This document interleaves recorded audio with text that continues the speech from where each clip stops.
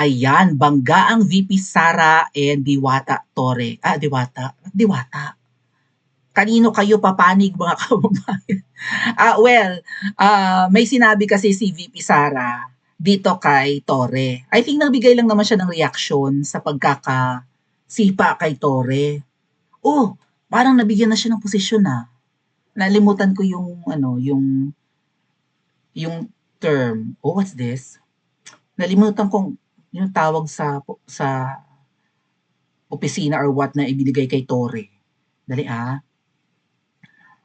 So ito, nagsalita ang ating Vice President patungkol sa pagkakasipa kay Torre.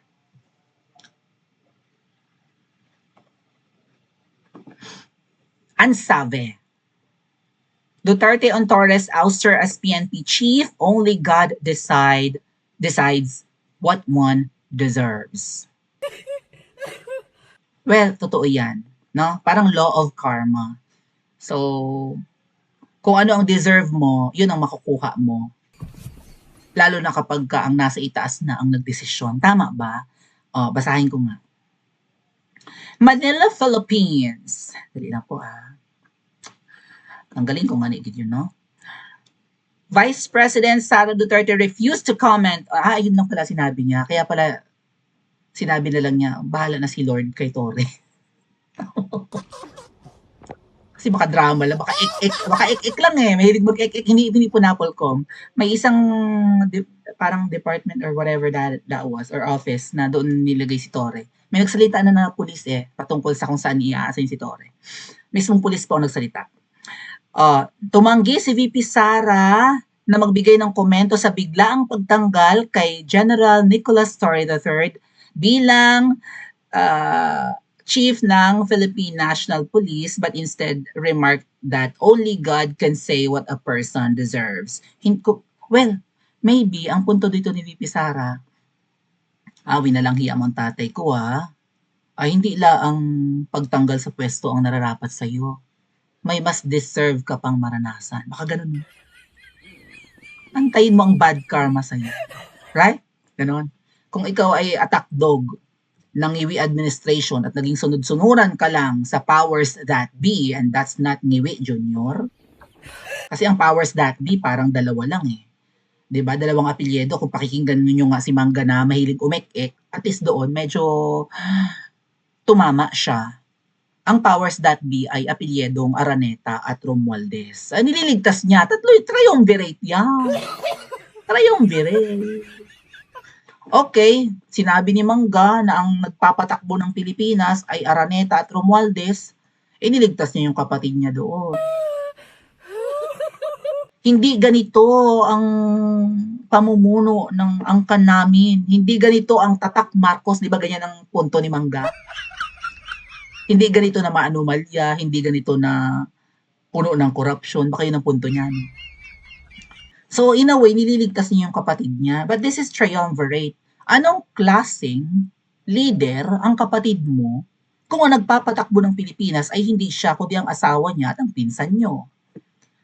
Tigil-tigilan mo kami sa kaek-ekan mo, Mangga. Nagtatapang-tapangan ka, hilaw naman Duterte made the pronouncement while she is once again at The Hague, kahapon yata, visiting her father, former President Rodrigo Duterte, who is currently in the custody of International Criminal Court for crimes against humanity. I have no comment, sabi ng ating Vice President. I can't say if it's karma or not. Because only God, yun nga sabi ko nga Because only God can determine what a person deserves, yun ang sinabi. So maybe that's just part of his journey in life. Sometimes you're at the top, and then 85 days later, you're at the bottom. That's it. Sabi ni VP Sara. So, maybe hindi pa yan ang pinaka-deserve ni Torre, ang matanggal sa pwesto, kasi ang daming naniniwala na kumbaga kahit na ikaw ay napakinabangan ni Ngiwi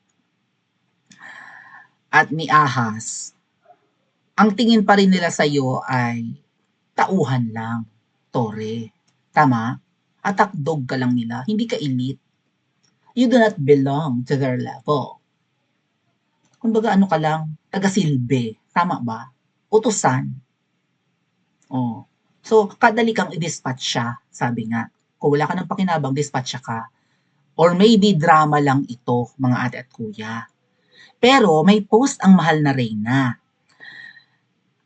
And, dito ba yan? Saan ba yun? Si Edwin Hamora po ay may post. Sandali ha. Na patungkol dito kay Tore. Na parang tinanggal daw si Tore dahil hindi niya inaprobahan ang bilyon-bilyong amount na ipambibili ng mga armas. Ha?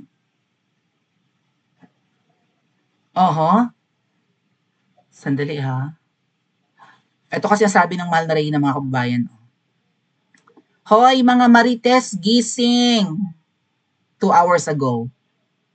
Totoo ba tong nasagap ko na kaya binangbang, kaya niligwak, kaya sinisante?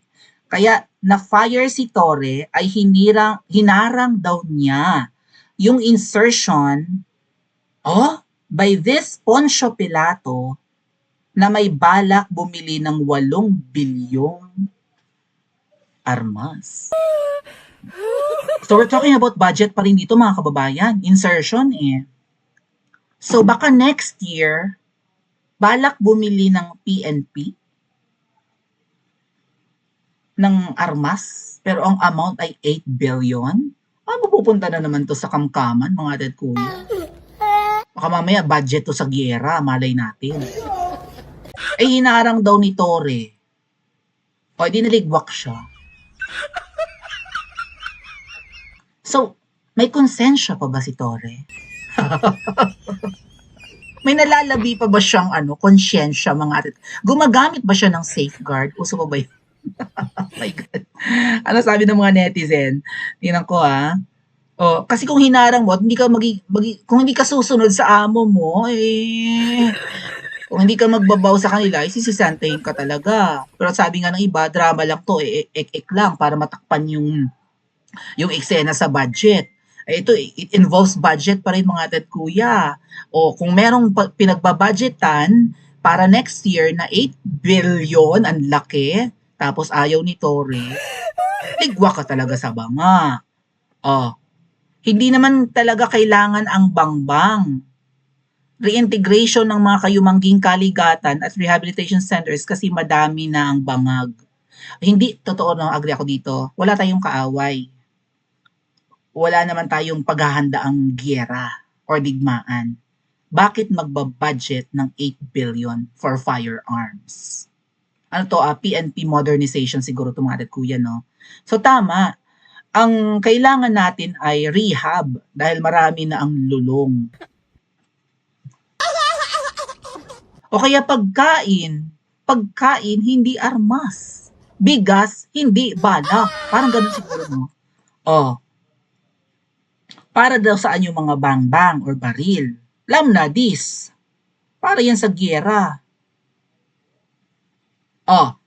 Sabi natin Maria, having a good and better deals with the cabals in exchanges to wipe out their cases is Uncle Sam's country with a lot of interest rates to defrost their frozen fruits and vegetables that was deposited in cabals bank institutions and probably to wipe out the noisy case of his behalf in Californication state, magulo, including the depopulation agendas of the eugenics using precious dugo ng mga Pilipinong nabubuhay sa Pilipinas.